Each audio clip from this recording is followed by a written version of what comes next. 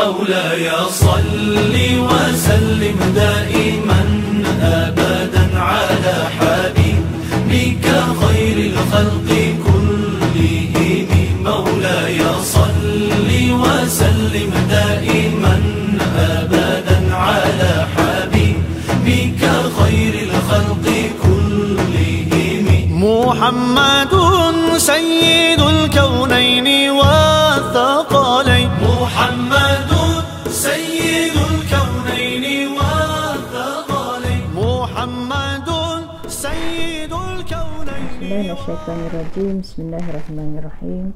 الحمد لله رب العالمين نحمده ونستعينه ونستهديه ونستغفره ونعوذ بالله من شرور أنفسنا ومن سيئات أعمالنا من يهد الله فلا مضل له ومن يضلله فلا هادي له صلاة وسلاما على حبيبنا وشفيعنا وذكرنا مولانا محمد صلى الله عليه وسلم وعلى آله وأصحابه ومن تبعهم بإحسان إلى يوم الدين. Amma ba'd.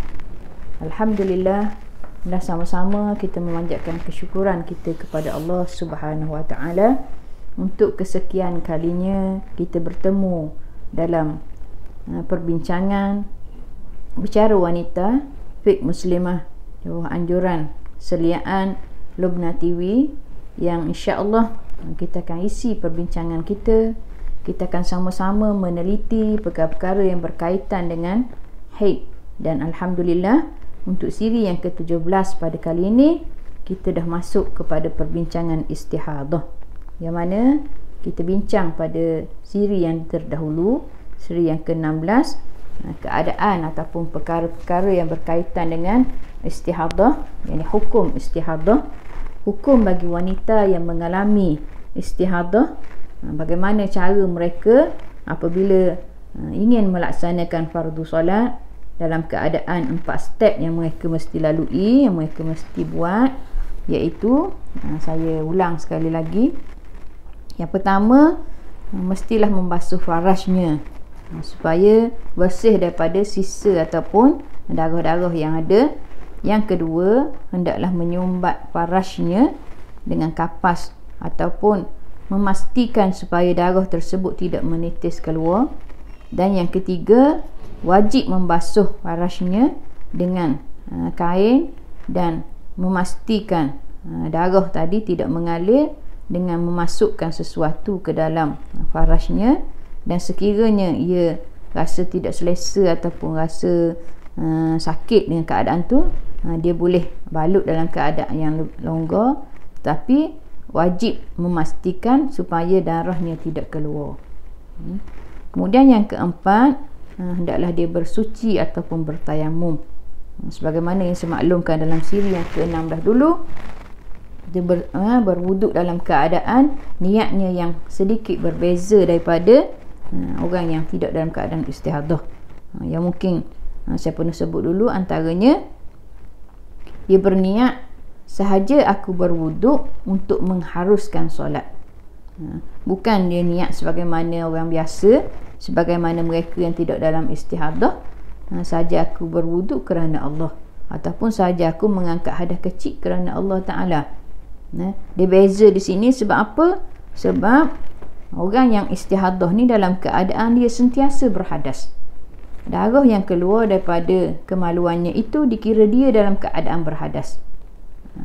Dan perumpamaan ataupun dikiaskan juga sebagaimana mereka yang dalam keadaan sakit, kencing yang sentiasa keluar, ataupun kalau di hospital, kencing yang disambungkan kepada wayar yang menyebabkan sentiasa ada air kencing yang keluar daripada kemaluannya, daripada pundi kencingnya. Jadi orang yang macam ni, mereka tidak boleh ataupun hadas ataupun wuduk mereka ni tidak boleh diniatkan sebagaimana niat orang-orang yang biasa. Dia berniat sebagaimana kita berniat ketika kita bertayamum. Iaitu macam mana? Sahaja aku berwuduk untuk mengharuskan solat. Kalau dia nak sembahyang, tapi kalau dia nak baca Quran, dia nak pegang mushaf, dia kena niat sahaja aku berwuduk kerana nak pegang Al-Quran, nak pegang mushaf. Ini perkara ataupun kita nampak simple, kita rasa macam kecil, tapi niat ni akan menentukan wuduk dia tu dibolehkan untuk baru bersolat ataupun tidak. Macam mana kalau dia niat macam orang lain juga, saja aku berwuduk kerana Allah Ta'ala, maka tidak terangkat ataupun tidak sah wuduknya. Jadi bila wuduknya tidak sah, sembahyang juga tidak sah. Dia pegang Quran, pegang dalam keadaan haram. Jadi sebagaimana yang kita bincang dalam siri yang ke-16 dulu, untuk orang yang istihadah ni, dia mestilah berwuduk apabila masuk waktu. Sudah sah, sudah yakin masuk waktu, barulah dia berwuduk dan segera cepat-cepat menunaikan solat. Jadi insya-Allah dalam siri yang ke-17 ni kita akan bincang lagi berkenaan dengan beberapa masalah yang mungkin dihadapi oleh wanita yang mengalami istihadah ataupun disebut dalam istilah fiqhnya mustahadah. Mustahadah, bagaimana dalam hadis yang kita bincang dalam siri yang ke-16 dulu, keadaan seorang wanita yang bernama sahabiah yang bernama Fatimah binti Abu Hubaish yang datang kepada Rasulullah menceritakan suasana ataupun keadaannya, maka dijelaskan, diajar oleh Rasulullah sallallahu alaihi wasallam bagaimana ketika setiap kali dia nak menunaikan solat, dia wajiblah berwuduk. Jadi wanita ni menyatakan dia ni dalam keadaan mustahadah, dalam keadaan istihadah. Jadi orang ataupun wanita-wanita dalam keadaan istihadah ni, dia ada beberapa masalah yang insya-Allah kita bincang secara umum, mungkin tidak detail berkenaan dengan wanita-wanita ini. Kemudian yang pertama, masalah yang pertama ialah jika wanita mustahadah mengalami keluar darah yang hanya dapat ditahan atau dengan cara ditampal ataupun disumbat, maka di sini ada 3 keadaan. Kadang-kadang ada juga orang istihadah ni, darah yang keluar tu dalam keadaan yang terlalu banyak, dalam orang kata sehingga menyebabkan rasa tak selesa. Jadi macam mana dia nak sembahyang? Kalau nak tunggu darah tu kurang ataupun darah tu berhenti, mungkin habis waktu solat. Jadi orang yang macam ni diberi tunjuk ajar ataupun diberi cadangan. Yang pertama, jika dapat disumbat ataupun ditampal dengan kapas misalnya, yang mana tidak menyebabkan rasa sakit dan ia bukan dalam keadaan berpuasa, maka dia kena sumbat ataupun tampal. Jadi suasana situasi yang pertama ni, darah terlalu banyak, dia kena sumbat, maka sumbatlah sekejap. Sebab itulah sebagian ulama ada menyebut, bagi orang yang Allah uji dengan istihadah yang banyak darah macam ni, dia sembahyang dalam keadaan yang melaksanakan yang rukun sahaja. Maknanya tak dipanjang-panjangkan sembahyang dia. Sebab apa?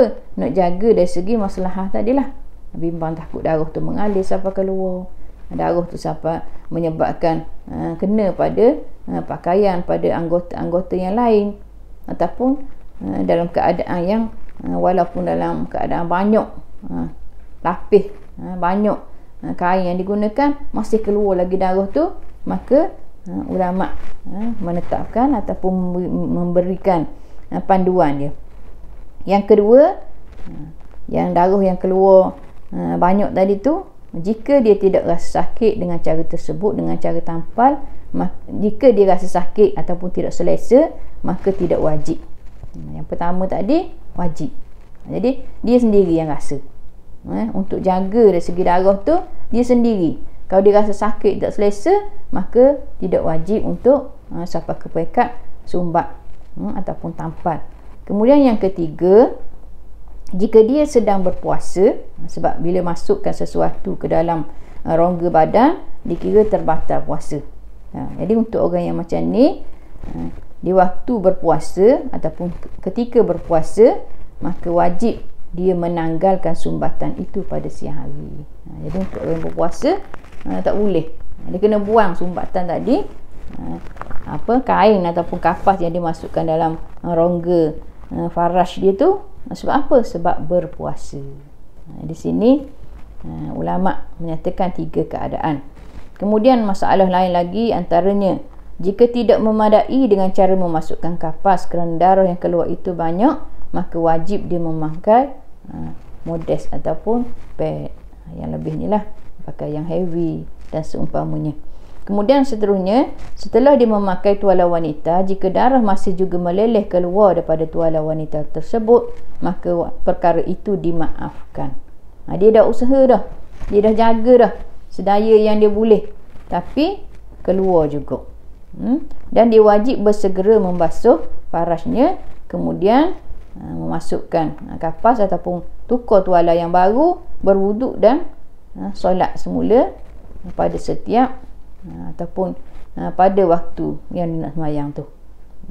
Kerana untuk mengurangkan hadas dan bersegera kepada solat sesudah berwuduk, sebagaimana yang kita bincang dalam siri yang ke-16 yang saya sebut secara semitah lalu tadilah, kena bersegera.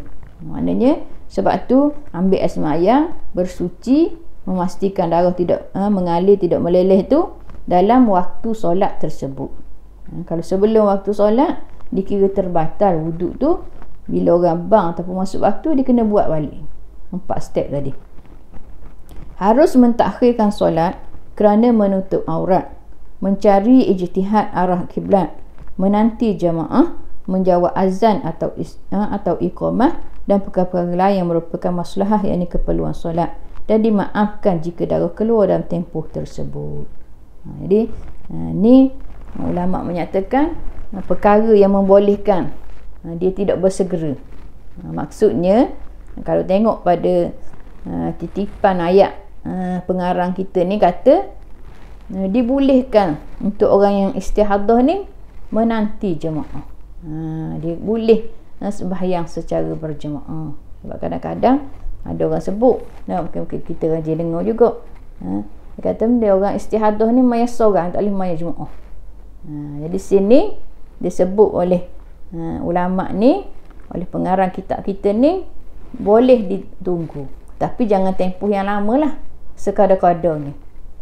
Sebaik-baiknya, ataupun mungkin juga ada kawan-kawan yang share, dia kata bila kita istihadah, kita buat macam ni, kita nak berjemaah, kita siap-siap, kita ambil air sembahyang tu, maknanya kita ikut lalu imam dalam keadaan mungkin imam tu kita sempat dengan tahiyat akhir je. Maknanya usaha dia, inisiatif dia nak juga pahala berjemaah. Sebab kadang-kadang dia kata kalau nak ikut dari awal rasa tak selesa. Sebab kita maklumlah bila sembahyang berjemaah ni, contohnya kalau sembahyang malam, maghrib, isyak, subuh tu, mungkin imam baca bacaan ataupun surah yang panjang.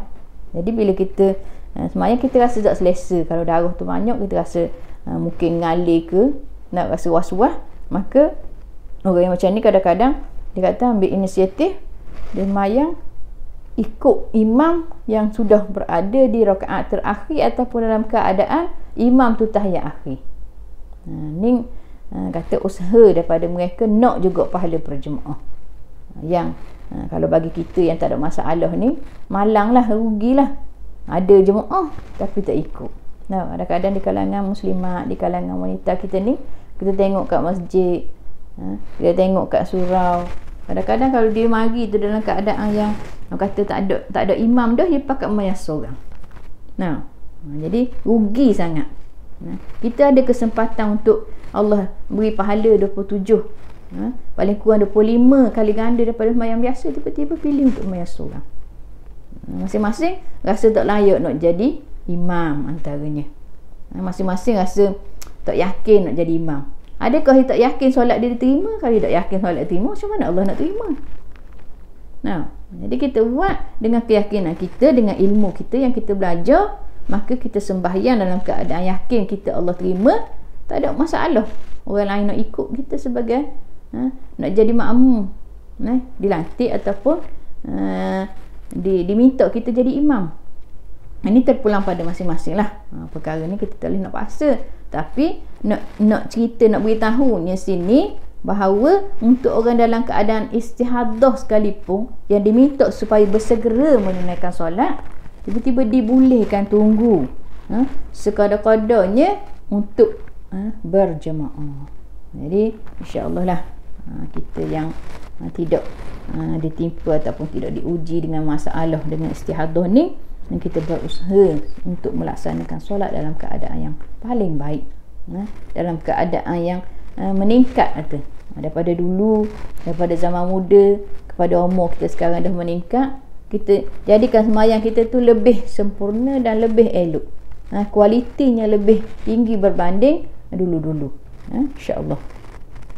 Tetapi jika dia sengaja melengah-lengahkan, bukan kerana masalah solat, sudah suci, pakai siap-siap, tu berwuduk, lepas tu tengok telefon, jumpa tek duk tengok mesej, duk tengok WhatsApp, galik-galik, maka kalau dalam keadaan macam ni, contoh di bawah sini seperti makan, berbual-bual, haduklah tengok telefon macam contoh saya tadi, tapi keadaan tu dia akan makin berubah.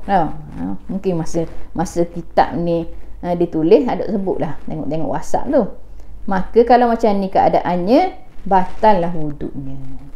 Yang ambil hak 4 perkara tadi, dia kena ulang semula. Wajib dia mengulangi semua perkara yang telah disebutkan, iaitu membasuh faraj, memasukkan kapas, memakai cawat, pakai pad dan sebagainya.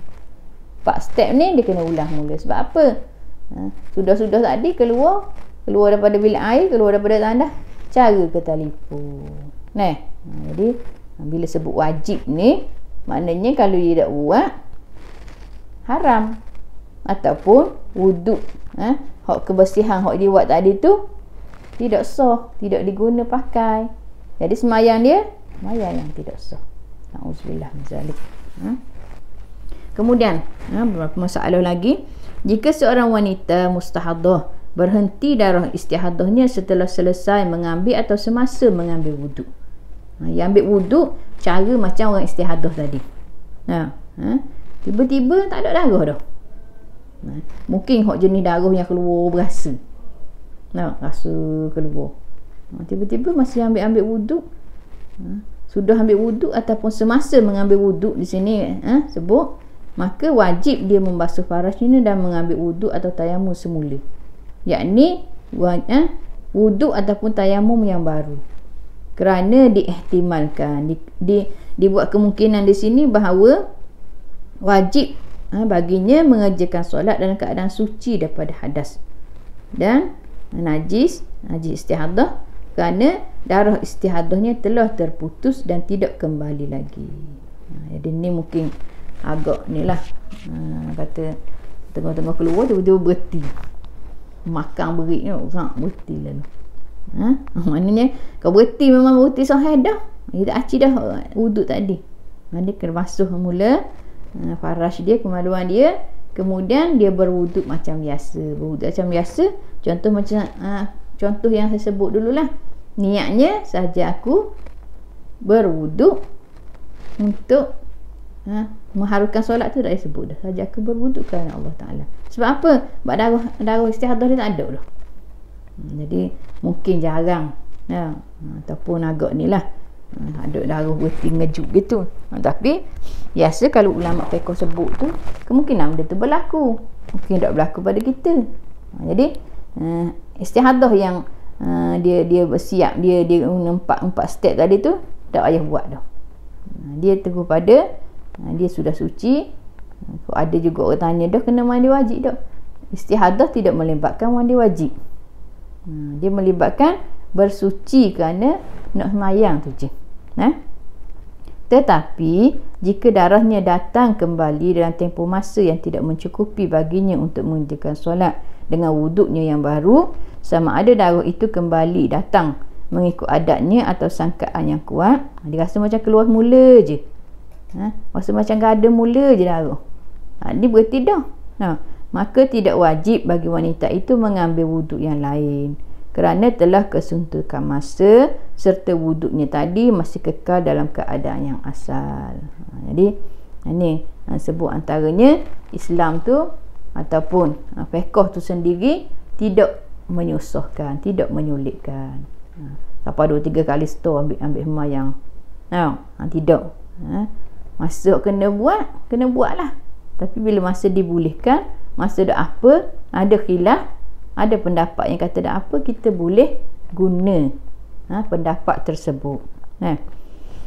Orang yang sentiasa keluar air kencing atau kencing tidak lawas, yakni salisul bul, atau sentiasa keluar wadi atau mazi, hukumnya adalah sama dengan orang yang istihadah juga dari segi wajib taharah dan wuduk pada setiap fardu, sebab najisnya berterusan keluar. Ini contoh yang disebut cecair ataupun perkara yang keluar daripada kemaluan. Sebagaimana yang kita maklumlah, perkara yang membatalkan wuduk tu keluar sesuatu daripada kubul ataupun dubur. Sesuatu tu tak kira apa, sama ada cecair, sama ada keluar tu dalam bentuk kita rasa kita boleh tengok, ataupun keluar dalam bentuk angin, maka dikira sebagai batal wuduk. Jadi kalau sentiasa keluar macam kencing yang sentiasa ada, jadi orang yang macam ni pun hukumnya disebutkan di sini macam orang istihadah. Kena step suci bersih, kemudian setakat yang dia terus sembahyang. Dia tak boleh bertangguh-tangguh. Kalau yang pakai wayar macam mana? Buang wayar sekejap, basuh-basuh, pakai mula, ataupun kalau masa dok tu kita boleh guna pad ataupun guna sesuatu yang menahan kencing tu, lepas sudah sembahyang barulah pakai mula wayar tu. Ini terpulang pada keadaan ataupun orang yang mengalaminya. Sebab tu apa-apa pun perlu kita belajar, perlu ada ilmu. Jadi bila diuji macam tu, kita terus guna ilmu yang kita dah belajar. Ada orang bila berlaku baru nak kita tanya, baru nak cari ustaz. Lepas tu sembahyang tadi, asal dah sembahyang dah ustaz, dah erti nak tayamum, baru jumpa ustaz pagi. Maknanya sebab tu ilmu ataupun fiqh ni berkenaan dengan fardu ain ni perkara yang wajib kita tahu. Bila kena je tu kita boleh guna, bukan bila kena baru nak pergi belajar. Ni kadang-kadang perkara ataupun masalah yang berlaku di kalangan masyarakat kita lah. Bila dak kena dak tahu pun, tapi bila kena barulah. Sedangkan ilmu fardu ain tu wajib. Selagi dia dak tahu, lagi tu dia pikul dosa. Jadi perkara-perkara macam ni jangan kita pandang mudah ataupun pandang remeh. Kemudian yang disebut di sini juga, sebelum saya terlupa, begitu juga keadaannya dengan orang yang dalam keadaan keputihan. Kalau kita orang puan ni keputihan. Kalau orang muda-muda, budak-budak muda, remaja ni keputihan ni kadang-kadang sebahagian besar mereka mengalami keputihan. Sebagaimana yang saya pernah sebut dululah, antaranya pemakanan, antaranya stres belajar, stres kerja, tekanan hidup, kadang-kadang hormon.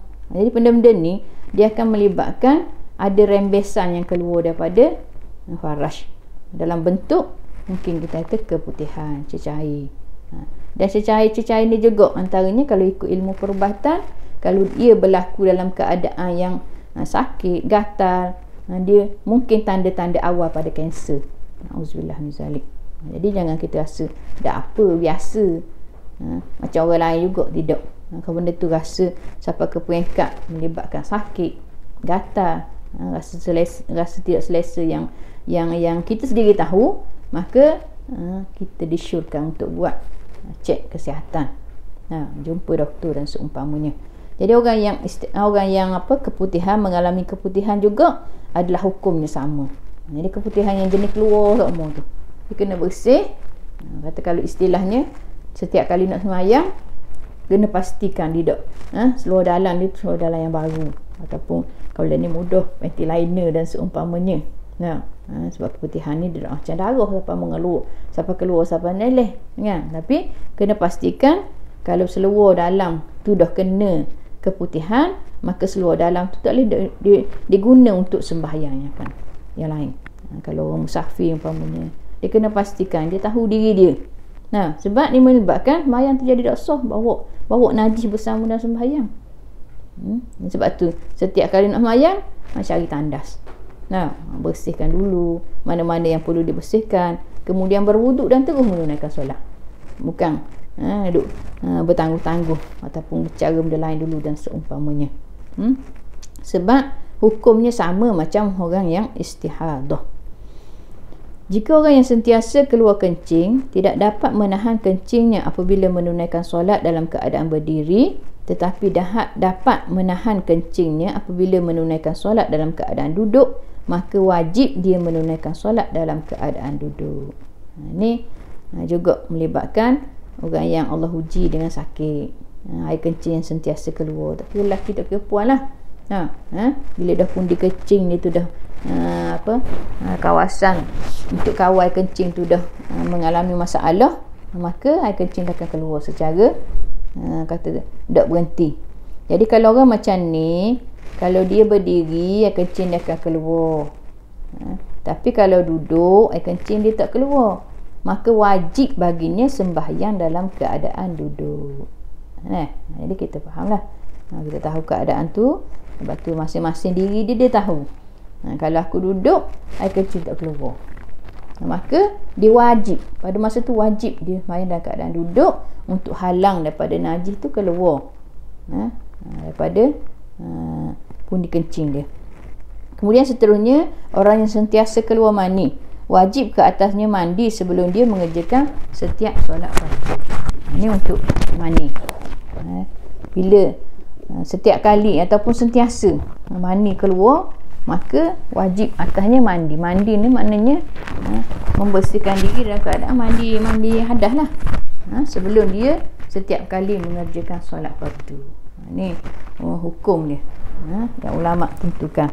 Kemudian orang yang sentiasa mengalir darah, yakni nanah, hukumnya adalah seperti perempuan yang sentiasa beristihadah. Mungkin ada bisu, ada tepak yang sentiasa keluar darah, bukan kawasan farash lah, bukan kawasan kemaluan. Darah yang sentiasa keluar neleh, maka sepanjang darah yang keluar tu hukumnya adalah seperti perempuan yang istihadah, kena bersihkan.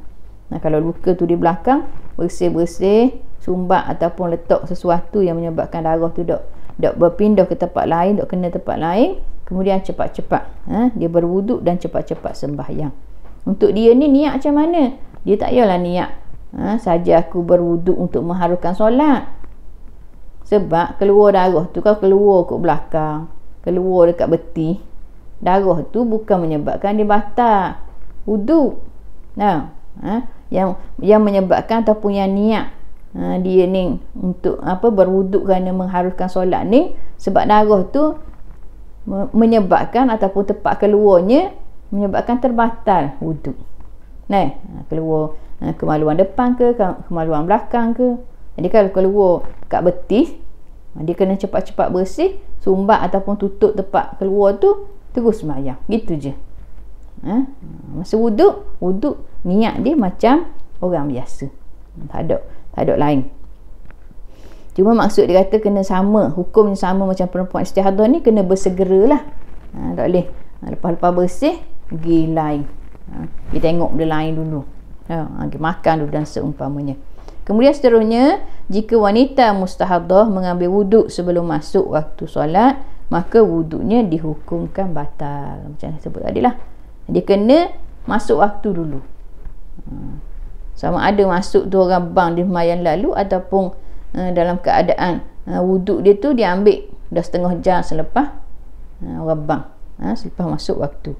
Tapi pastikan wuduk dia pun kena diambil selepas masuk waktu.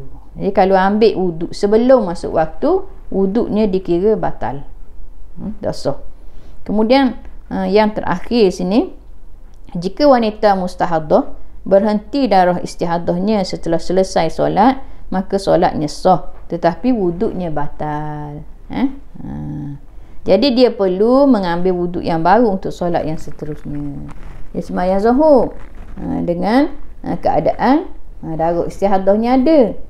Kemudian selepas dia ambil wuduk, selepas dia solat, darah tak ada dah. Bila cek semua darah tak ada darah kering dah. Sebab darah istihadah ni dia beza dengan darah haid. Darah haid dia akan jadi kuning dulu, dia akan coklat dulu. Tapi darah istihadah ni kalau ikut dari segi ulama fiqh, dia boleh berhenti ngejuk gitu je. Sebab dia cairan tu bukan cairan yang keluar daripada tempat yang asalnya darah banyak. Kalau haid ni tempat ataupun dinding rahim yang tidak disenyawakan benih dalamnya, maka dia turun sebagai darah haid. Tapi untuk istihadah ni darah dia darah yang berbeza, keluar daripada urat yang kita baca dalam siri yang lalu, keluar daripada urat yang terputus, dan urat tu berada di bawah rahim, bukan urat ataupun darah daripada dalam rahim. Jadi orang yang macam ni, bila terhenti dah darah dia, dah dia sembahyang tadi kena qada tak? Sembahyang dia sah, tetapi wuduknya batal. Wuduk batal sebab apa? Sebab darah tu lebih lagi.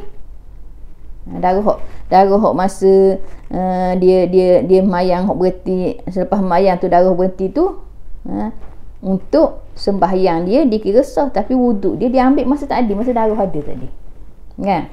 Dan darah dia yang keluar masa dia ambil wuduk tu, yang tu darah istihadah. Jadi bila berhenti, wuduk dia dah jadi dah. Tak boleh guna wuduk tu pula untuk sembahyang isyak. Kata dah darah tak ada dah, mandi memang tak perlu mandi dah, sebab istihadah tak perlu mandi wajib, kan? Jadi dia tu kira wuduk ni lah tak boleh. Sebab wuduk tu khusus untuk orang yang ada darah istihadah. Sekarang dia dah tak ada. Bila dah darah istihadah dah berhenti sepenuhnya, maka berwuduklah dengan wuduk yang baru sebagaimana biasa. Dan satu lagi kita tidak disebutkan sini, jenis kita ni kadang-kadang orang perempuan yang ada keluar angin kat kemaluan depan. Ada ustaz, saya pernah inilah sahabat, saya pernah masa zaman belajar dulu, seorang sahabat saya yang dia ni macam jenis was-was sikit. Dia ajak saya jumpa dengan teman dia, jumpa dengan seorang tok guru, tanya berkenaan dengan dia ni seorang perempuan yang sentiasa keluar angin bahagian depan. Kalau waktu tu kata ketuk kat depan. Mungkin kalau orang dok rajin dengar macam pelik, ketuk kat belakang tu biasa lah, kan? Daripada dubur ni angin keluar daripada kemaluan, daripada depan. Yang dia kata kadang-kadang kalau tekuk kuat sampai bunyi. Wallahu alam lah, sebab kita mungkin tidak pernah mengalami. Jadi bila dia ngadu pada tok guru ni kata hukumnya sama macam perempuan yang istihadah, cuma tak perlu basuh lah. Basuh apa? Angin. Bukan air, bukan. Dia tu memang tak ada benda, cuma angin. Jadi bila angin ni, sebelum dia nak ambil wuduk tu, dia basuh sekali, tak payah sumbat-sumbat. Dan dia berwuduk sebagaimana niat wuduk orang yang istihadah. Sahaja aku berwuduk ataupun sahaja aku ambil sembahyang untuk mengharuskan solat. Jadi dia dalam keadaan ajak saya teman untuk ditanya tu, lepas tu dia kata alhamdulillah, dia rasa lebih tenang. Sebelum tu ialah kalau dia kadang-kadang jenis orang was-was ni duk ragu-ragu, kan? Jadi lepas tok guru tu kata gitu, dia kena berwuduk dengan wuduk yang satu, masuk waktu baru berwuduk, kemudian terus sembahyang. Dan kalau dia nak mengaji, dia kena wuduk yang lain. Kalau wuduk tu boleh untuk solat fardu dan solat-solat yang mengiringi solat fardu tu. Untuk dia nak pegang Quran, nak pegang mushaf, maka dia kena berwuduk. Sebab apa? Sebab dia sentiasa dalam keadaan hadas. Jadi hadas dia tidak terangkat. Apa? Angin keluar semua. Jadi untuk keadaan macam ni pun kadang-kadang mungkin kita rasa macam tak apa, tapi sebenarnya melibatkan juga kesihatan. Kita kena jaga. Waktu kita orang perempuan ni, kalau boleh elok, jangan terlalu sangat dengan air batu, dengan air sejuk. Pagi pun air sejuk, malam pun air sejuk. Nak minum-minumlah berpada-pada. Sebab apa? Sebahagian besar rahim kita ni akan terganggu dengan air batu, air sejuk yang kita minum. Hatta kalau orang yang jaga air teh pun dia tak minum secara yang orang kata kerap. Sebab apa? Air teh pun mengganggu dari segi struktur ataupun urat-urat saraf yang berkaitan dengan rahim itu sendiri. Kadang-kadang bila tanya orang yang keputihan, kadang-kadang suka sangat minum air batu. Orang yang masalah-masalah yang berkaitan dengan rahim ni suka sangat dengan air teh. Sebab teh tu pada tunya dia sejuk. Sejuk dia akan ganggu dari segi urat-urat saraf yang berkaitan dengan rahim. Jadi tanggungjawab kita untuk jaga kesihatan kita, sebab Allah bagi tubuh badan kita ni bukan hak kita. Kita sebagai melaksanakan amanah jaga tubuh badan ni supaya dalam keadaan sentiasa sihat. Itulah saya rasa untuk perjumpaan kita dalam siri yang ke-17. Mudah-mudahan Allah Subhanahu Wa Taala memanjangkan usia kita, memudahkan urusan kita, dan kita bertemu lagi dalam siri yang seterusnya. Saya mohon kemaafan daripada semua. Mungkin ada kata-kata yang tidak sepatutnya saya keluarkan, dan juga di atas mungkin perbincangan yang ada di kalangan kita yang kurang selesa. Itulah kemampuan yang ada pada saya. Moga-moga ilmu yang kita kongsikan, ilmu yang kita bincang ini menjadi ilmu yang bermanfaat, yang boleh kita praktikkan dalam kehidupan kita, dan kita sampaikan kepada sahabat-sahabat, anak-anak kita, orang-orang yang berkaitan dengan kita, yang mungkin di kalangan mereka belum tahu dan tidak ada pendedahan. Aku qauli hadza, astaghfirullahal azim li wa lakum. Assalamualaikum warahmatullahi wabarakatuh.